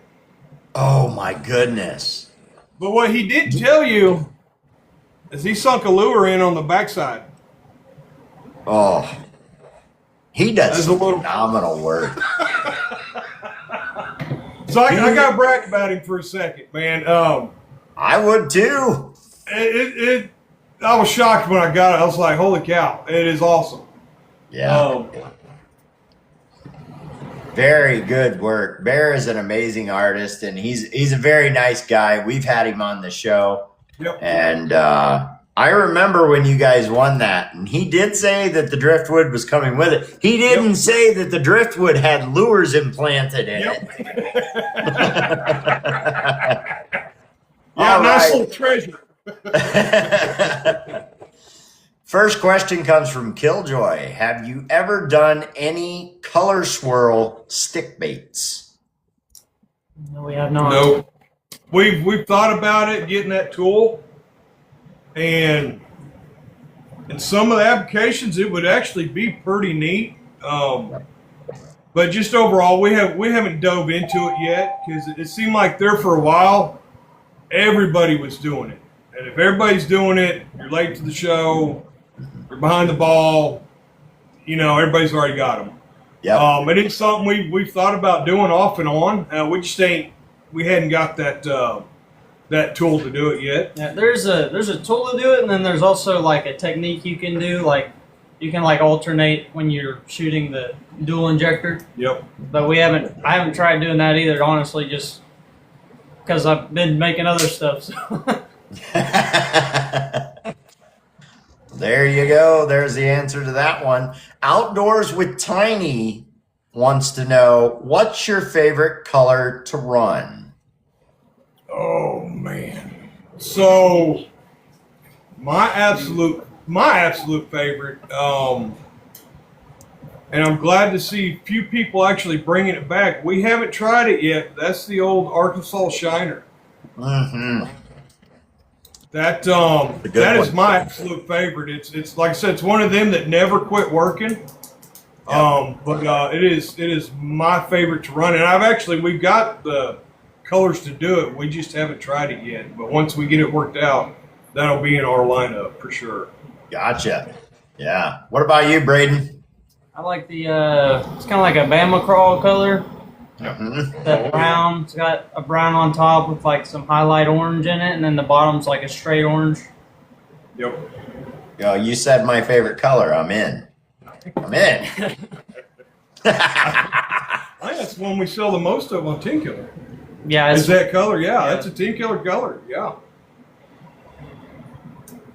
BFE says I got to get one of those. He might have been talking about the driftwood. What do you say? Probably. I got to get one of those. Oh yeah. Let me get back here. My chat jumps on me. Okay, there's the last question. I got to get one of those. The applications. Oh yeah. The applications, thread or wire on your jig. Steve Harper wants to know. Thread or wire on your jigs? Oh, we do a thread. We thread and then we UV resin. Yep. Yep. Gotcha. Also with the eyes, we UV resin the eyes on too. Very nice. Clark Hills Custom Lures. What's the biggest challenge in shooting plastics? Not burning yourself. Yeah. I will tell you, Seriously, if you don't watch it, man. I was talking with BFE and he wound up in the hospital with some burns. And ever since then, he's like, man, wear your PPE. He burnt himself really, really bad. Like, really bad. He's lucky he didn't have to have a bunch of skin grafts and stuff like that. man. But, yeah, so wear your PPE. That's the biggest challenge. Don't burn yourself. Yep. All right. Let's see. Oh, it jumped on me again. Pretty Lures wants to know, what is your best-selling lure? Varies. Right now it's that Bama crawl he was talking about for Lake Tenkiller. That is our biggest seller right now, bar none. We also sell a lot of that blue crawl, that one that you Yeah, just the showed blue right crawl, there. which is our second or third biggest seller, along with the People love them because it's a color shift, yep. and so it's like brown when you're Well, looking bad. at it, and when the light hits it, it turns blue. Yep. So it'll go that bluish green back to brown on it in the light, and they just love them out here. I can't imagine what that looks like underwater, hitting those, sunshine spots to shady spots. Killjoy Custom Lures wants to know, what's been your hardest color to match? Ooh. Um, Thank. that's going to be the Sexy Shadow. No, that one wasn't that bad. No, that one wasn't that bad. What was that? There was one I had to do one time and it was bad. Okay, there was one I had to do one time. It was when we first started, and it was just like a green. It was just a green on green, really, like a darker green on a lighter green. But I couldn't get the top green color to match whatsoever for some reason. I don't know why it was so hard. But Oh, that was for the dude that kayak was, guy. Yeah, it was a pain in the butt. yeah. There you go. I'm not sure what color it is, but I think we worked on that for 2 weeks. At least a week. At least a week. I mean, Yeah. we were about ready to throw stuff out the window. Color matching is very tough, whether it's the pouring or painting. It can be tough to color match something exactly to what somebody wants. Sometimes it's just a shade light or a shade dark, and you got to start all over. So, especially when All you're in new. Fishing says, thank you so very much for the opportunity to join Uncle Corey. Always happy to help this crew. Hey, I appreciate you, buddy. Stroud's Customs wants to know. It's a tough question. Who is your favorite bait painter? I've actually been holding on to this, Bob Ross.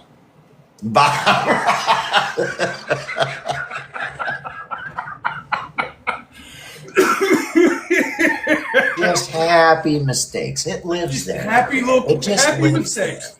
Isn't that what he used to say? He just lives right over here. Man, honestly, there is so many people out there. You can't choose one. I mean, I could throw a dart at a dartboard and hit one. And I could learn a ton off of them. Yeah. There's just so many talented people out there that I couldn't honestly pick one. I feel I mean, like really, they all do something different too. Like Yep. they all have like their own way of doing it. So it's grunt style. Yeah. Who's the last painter that you purchased from? Not giveaway, purchased. Fixing to be Stroud's actually. I was actually messaging him earlier today. He had posted one. I was like, dude, just take my money. Yeah, he does a great job. Yeah, I mean, he does. It's a very tough question, and it gets asked every podcast. You know, who's your favorite painter? Stuff like that. It is a very tough question. Some of the toughness is you don't want to single out. I think the other part of the toughness is exactly what you said. There's just so many great painters out there. It's hard to single it out. So yeah, I definitely agree. We're taking some more questions here. Oh, and it just jumped by like 30. Clark Hills. Let me make sure I'm not missing anybody. Give me just a second, guys. Whole back of my hand. Oh, BFE was saying he burnt the whole back of his hand and most of my fingers. That's what happened to him when he wasn't wearing the gloves. Dang. Yeah, that's not good. Not good at all. Super excited to represent Legacy Lures on the tournament trail in 2027. That's All In Fishing. Yep. Do you have suggested colors for Sardis Lake from Pretty Lures? Not yet. We have not sold to anybody that we know of that's using them up there. But that sounds like a trip. Oh, darn. We have an excuse to go fishing. Exactly. I mean, we'll go do some research, man. We'll get back with you. R&D. As far as we know, we haven't sold to anybody that's running that lake that we know of. I mean, fishing is like hunting, right? You know, you don't tell what lake you're fishing hardly, or where you shot that buck, right? So, you know, a lot of time, where'd you get that fish? In the water? And that's right. Right in the lip lip today, in the water. So, that we know of, we don't have no data, and that's one of the things we're trying to do as bait makers in our local areas. What is working well in the lakes that's around us? Yep. So we can keep track and be like, hey man, this is what been selling on this lake. Might give it a try, might not. You know what I mean? Yeah. Just kind of helps the customer out a little bit. It's good knowledge. Good knowledge. Clark Hills Custom Lures wants to know, do you add scent to your baits? If they ask for it, we do. You know? What kind of scents do you add? Do you we have got all garlic. different kinds or just certain ones? We've got a few different ones. There's just most of our scents we get from like Dead On, where we get our plastic from. They also make a bunch of different scents. So we've got a bunch from there. We got garlic. I think a coffee. We got fish food, and anus. I think so. I am never going to live that down. I never. Not in a million years. Anise. Anise. It's anise. Sorry. I said that almost a year ago in an auction I did. I said anus oil. And it's just that letting my mind, Yep. you know, my mouth says it before my mind actually read it. So. I have the same problem.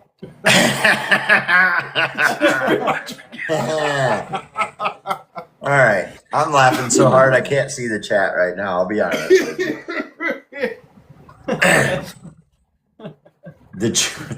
Oh my God. That was, do you add scents to your baits? We're gonna X that question from the podcast. I'm just kidding. I know there's some more in there.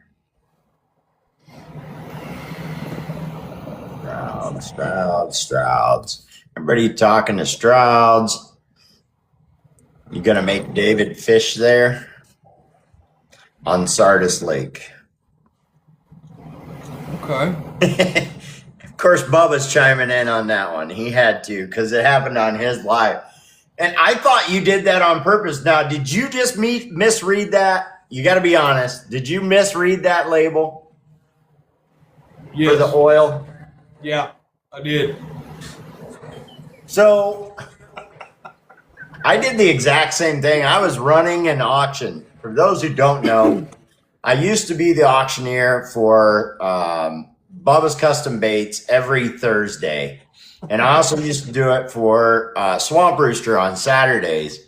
And he was putting up there what kind of sense he had. And I was like, it looks like you've got, I forget what it was. Maybe it was garlic.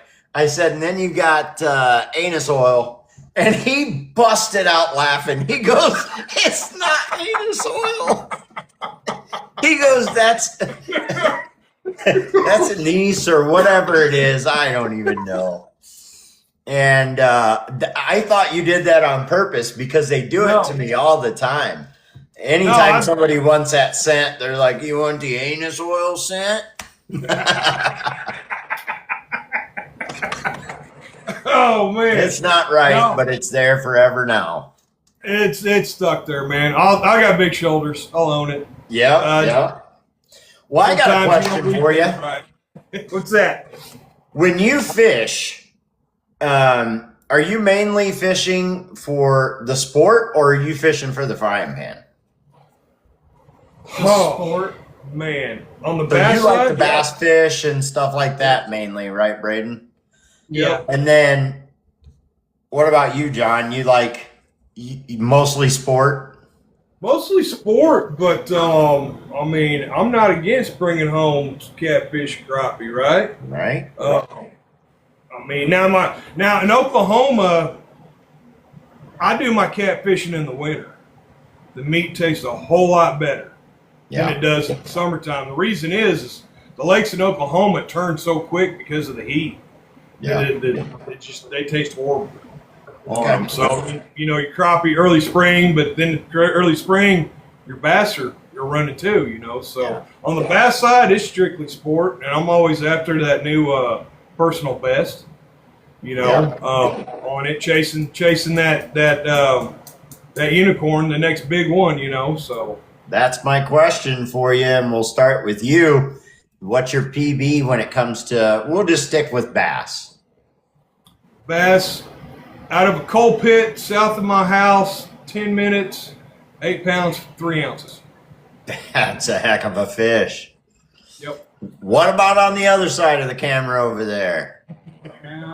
Mine's not that big. Mine's like That's 5 okay. pounds.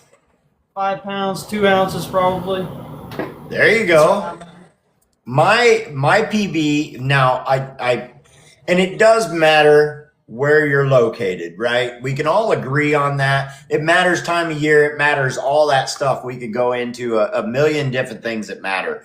But from the north to the south, the size changes. So up here, my PB, and I've been fishing since I was, 8 years old, 6 years old. My PB is only 6 pounds. And that's a largemouth. And I just caught it 2 years ago. But that's not a bad deal. I mean, you look at like in 60s and 70s when the tours were going, right? It wasn't uncommon to get 8, 10, 5, 12 pounds. Yeah. Now I'm seeing a decline in those bigger sizes due to pressure, water, habitat, whatever. And now 5 pounds is a heck of a prize. 6 pounds is a heck of a prize, right? Yep. I've not caught anything close to that 8 cents, and that was probably 10 years ago. Yeah. Yeah. So 5, 6 pounds ain't nothing to joke about. It's a good fish. Well, I don't know if you guys have heard, Bubba's Custom Baits runs a little fishing tournament, and a lot of us bait makers get in on it. And right now we're in the summertime tournament, and I believe biggest fish turned in right now, and they can correct me if I'm wrong, I think is the 4 pound area. Right. Is the big fish right now. And like I said, they can correct me if I'm wrong, but I believe that's what it is right now. But for me, I'm not a dead heat summer fisherman. I literally have a lot of trouble catching fish right now. I can catch them, just not in abundance and not big weight. I'm more of a spring and fall fisherman. Right now, the guy that I fish with, he's a summer fisherman. He can catch more often and bigger weights than I can right now. And he's tried to help me out, and we're fishing off the same boat, sometimes same bait. And he'll catch and I won't. So I end up throwing a hissy fit, throw him in the water, and park the boat. We went through the same thing. Me and him was out fishing, and he was tearing them up. Yep. I've got the same jig on, slightly shade different green than what he was using. And I mean, as soon as he cast out, he's ripping them in. I'm like, you know, You start hey, asking each other, you're like, what are you doing? Yeah. Was he right on the bank? Was he off the bank? Was he on the weed line? Are you letting it fall? Are you just and they'll tell you exactly what they're doing and then pull out another fish and you're like, you know what? I'm just done. I'm not a summer fisherman. I don't know.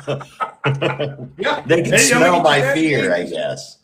his day, and he wouldn't share that particular color of green that they were hitting on. Mine was just a barely shade different, but they didn't like it. So And he wouldn't share? no, Golly. I just sitting back there, you know, restringing line for him, sharpening it up.